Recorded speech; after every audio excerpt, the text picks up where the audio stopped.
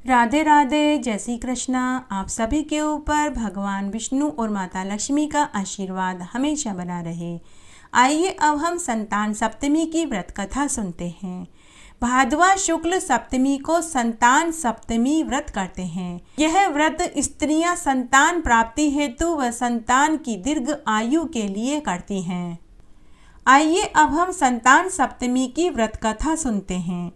एक दिन महाराज युधिष्ठिर ने भगवान से कहा कि हे प्रभु, कोई ऐसा उत्तम व्रत बताइए जिसके प्रभाव से मनुष्य के सांसारिक क्लेश दूर हो जाएं और वे धनवान, पुत्रवान और बलवान हो। यह सुनकर भगवान बोले कि हे राजन, तुमने बड़ा ही उत्तम प्रश्न किया है। मैं तुमको एक पौराणिक कथा सुनाता हूँ, तुम ध्यान से सुनो। एक समय लोमेश ऋषि मथुरापुरी में वसुदेव और देवकी के घर आए तो उनको उत्तम आसन पर बैठाकर उन्होंने उनका आदर सत्कार किया। तब मुनि प्रसन्न होकर उनको कथा सुनाने लगे कि हे देवकी, दुष्ट दुराचारी पापी कंस ने तुम्हारे सभी पुत्रों को मार डाला, जिसके कारण तुम्हारा मन अत्यंत दुखी है। इसी प्रकार राजा नहुष की स्त्री भी दुखी रहती थी, किंतु उसने संतान सप्तमी का व्रत किया, जिसके प्रताप से उसे संतान सुख की प्राप्ति हुई। यह सुनकर देवकी ने मुनि से कहा कि हे मुनिवर, कृपा करके इस व्रत को मुझे विस्तार से सुनाइए।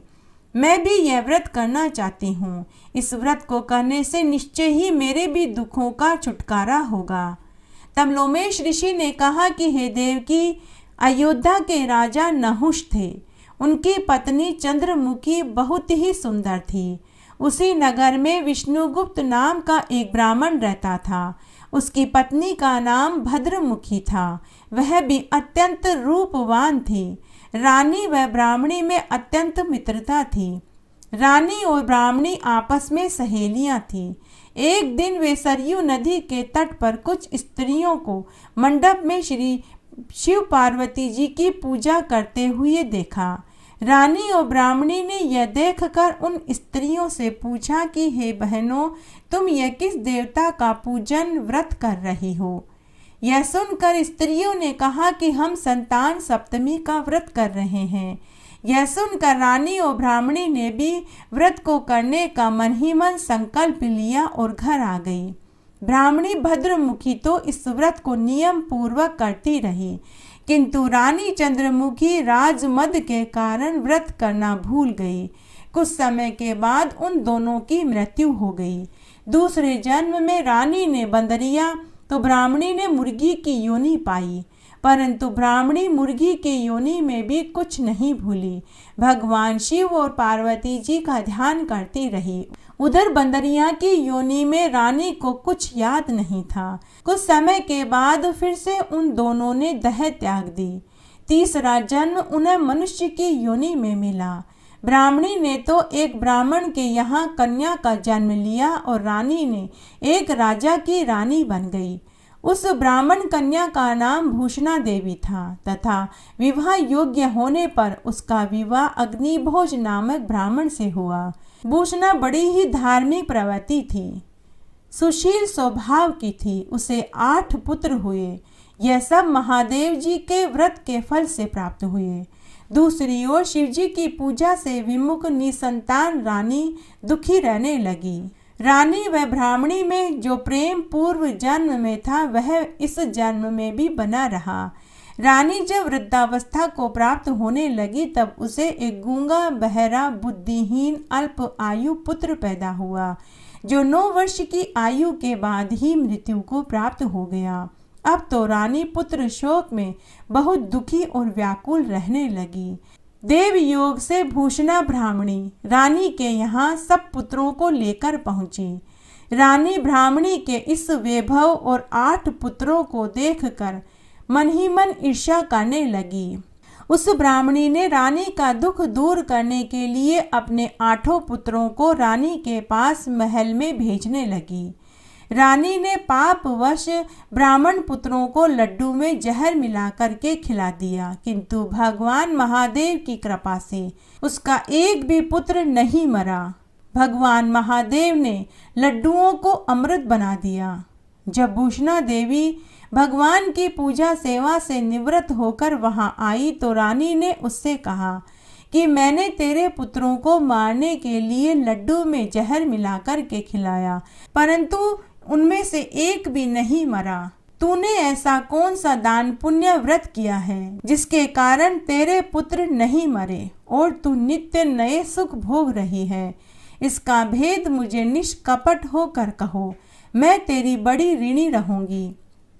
रानी के वचन सुनकर ब्राह्मणी ने रानी को तीनों जन्मों का हाल सुनाया और भूषणा रानी से बोली कि भगवान महादेव की कृपा और व्रत के प्रभाव से मैं भगवत स्मरण को इस जन्म में भी नहीं भूली और व्रत को नियमित रूप से करती रही और तुम अपने इस संकल्प को हर जन्म में भूल गई। मैं समझती हूँ कि तुम्हारे ऊपर जो ये भारी संकट है उसका एकमात्र कारण यही है, इसलिए तुम्हें भी संतान सप्तमी के व्रत को नियमित रूप से करना चाहिए। तुम्हारे दुखों का निवारण निश्चय ही हो जाएगा। लोमेश ऋषि बोले कि हे देवकी, इतना सुनकर रानी ब्राह्मणी के चरणों में गिरकर क्षमा याचना करने लगी। उसके बाद वह रानी भी महादेव और पार्वती की महिमा के गीत गाने लगी। उस दिन से रानी ने नियमानुसार संतान सप्तमी का व्रत किया, जिसके प्रभाव से रानी संतान सुख भोग कर अंत में शिवलोक को प्राप्त हुई। हे देवकी, भगवान शिव के व्रत का ऐसा प्रभाव है कि पथभ्रष्ट मनुष्य भी अपने पथ पर अग्रसर हो जाता है और अंत में ऐश्वर्य भोग कर मोक्ष को पाता है। इसलिए मैं तुमसे कहता हूँ कि तुम भी इस व्रत को करने का अपने मन में दृढ़ संकल्प करो, तो तुमको भी संतान सुख अवश्य प्राप्त होगा। ऋषि के कथना अनुसार माता देवकी ने संतान सप्तमी का व्रत किया, जिसके फल स्वरूप भगवान कृष्ण का जन्म हुआ। यह व्रत विशेष रूप से स्त्रियों के लिए कल्याणकारी है, परंतु पुरुषों को भी समान रूप से कल्याणदायक है। यह संतान सुख देने वाला, पापों का नाश करने वाला है, जिसे स्वयं करे और दूसरों से भी करवाएं। जो नियम पूर्वक इस व्रत को करता है और महादेव और पार्वती जी की पूजा करता है, उन्हें दीर्घायु संतान सुख की प्राप्ति होती है और वे इस जीवन का सुख भोग कर मरने के बाद शिवलोक को प्राप्त होते हैं। इस तरह आज हमने संतान सप्तमी व्रत कथा सुनी। भगवान महादेव हमेशा तपस्या में लीन रहते थे, जिससे माता पार्वती जी अकेली पड़ जाती थी, किंतु महादेव जी की उपस्थिति उन्हें बहलाए रखती थी। एक बार महादेव जी संसार का भ्रमण करने के लिए बहुत समय के लिए चले गए। तब पीछे से पार्वती जी अकेली पड़ गई। तब उन्होंने जो गेहूं और आटा, तेल, हल्दी, घी डाल करके उपटन बनाया और उस उपटन से शरीर पर मालिश करने लगी। तब खेल ही खेल में उन्होंने उस उपटन से बालक की मूर्ति बनाई। मूर्ति बड़ी ही सुंदर बनी थी। पार्वती जी ने उसके ऊपर अमृत के छींटे देकर उसे जीवित कर दिया। तब उस बच्चे ने माता पार्वती जी को माँ कहकर पुकारा। माता पार्वती जी अब उस बच्चे के साथ खेलने लगी। तब एक दिन माता पार्वती जी ने उस बच्चे से कहा कि बेटा, तुम द्वार पर बैठ जाओ, मैं भीतर स्नान कर रही हूँ, किसी को भी आने मत देना। तब उसी समय संयोगवश महादेव जी संसार का भ्रमण करके लौट आए। महादेव जी भ्रमण करने के बाद थक चुके थे, वे सोना चाहते थे। आराम करने के लिए वे भीतर जाने लगे तो द्वार पर बैठे हुए उस बालक ने महादेव जी को अंदर जाने से रोक दिया। थकान से चूर महादेव जी ने बालक को बहुत समझाया कि यह उनका ही घर है, वे यहाँ के स्वामी हैं, लेकिन बालक नहीं माना। महादेव जी कुपित हो गए और त्रिशूल से बालक का सिर काटकर अंदर चले गए। शिवजी जब अंदर पहुँचे तो पार्वती जी ने पूछा कि स्वामी, आप भीतर कैसे आए? द्वार पर तो मैंने एक बालक को बैठा रखा था, क्या उसने आपको अंदर आने से रोका नहीं? महादेव जी ने कहा कि उस बालक ने तो मुझे बहुत रोका, परंतु मैंने उसकी गर्दन काट दी। इतना कहते ही पार्वती जी रोने लगी कि वह मेरा बालक था, मैंने उसे जीवित किया था, वह मुझे माँ कहकर पुकारता था। यह देखकर महादेव जी से रहा नहीं गया।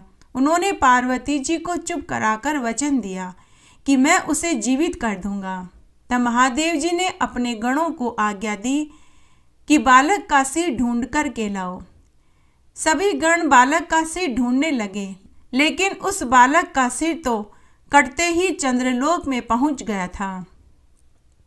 शिव जी के गणों ने आकर पूरी बात बताई कि बालक का सिर कहीं नहीं मिल रहा। तब महादेव जी ने अपने गणों से कहा कि जो भी माता बालक को पीठ देकर सो रही हो, उसी का सिर काट कर के ले आओ। तब एक हथिनी अपने बच्चे को पीठ देकर सो रही थी। तब गणों ने उस हथिनी के बच्चे के सिर को काट लिया और लाकर महादेव जी को दे दिया। महादेव जी ने उसी सिर को बच्चे के धड़ से जोड़ दिया और कमंडल में से अमृत का छींटा देकर उसे जीवित कर दिया। बालक को देखकर माता पार्वती जी और जोर जोर से रोने लगी। महादेव जी ने इसका कारण पूछा तो वो बोली कि लोग हंसेंगे और कहेंगे कि पार्वती जी ने कैसे बालक को जन्म दिया है, जिसके लंबे लंबे कान हैं, लंबी सूंड है और पेट भी मोटा है। तब महादेव जी ने पार्वती जी को आश्वासन दिया कि मैं पहली पूजा का अधिकार तुम्हारे पुत्र गणेश को देता हूँ। लोग सबसे पहले गणेश जी का पूजन करेंगे, उसके बाद ही अन्य किसी देवता का पूजन करेंगे। कोई भी शुभ कार्य प्रथम गणेश पूजा के बिना अधूरा माना जाएगा। इस तरह आज हमने संतान सप्तमी व्रत कथा सुनी।